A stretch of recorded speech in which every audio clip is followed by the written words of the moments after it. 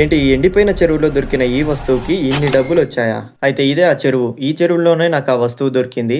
అది ఎలానో చెప్తారండి. నేను నా ఫ్రెండ్ ఇలా టైం పాస్‌కొచ్చి ఈ చెరువు దగ్గర తిరుగుతుంటే ఇక్కడ మాకు చాలా వింత వింత వస్తువులైతే కనిపించాయి. ఈ చెరువు చాలా పెద్దగుండేదంట. ఇంకా ఇది ఎండాకాలం కదా ఎండిపోయి ఉండొచ్చు. ఇంకా ఈడ క్రికెట్ గ్రౌండ్ గూడా ఉంది. ఇలా తిరిగి తిరిగి 2 గంటలయిపోయింది. ఎండ చాలా బాగా కొడుతుందని మేము ఇంటికెళ్ళిపోదాం అనుకున్నాం.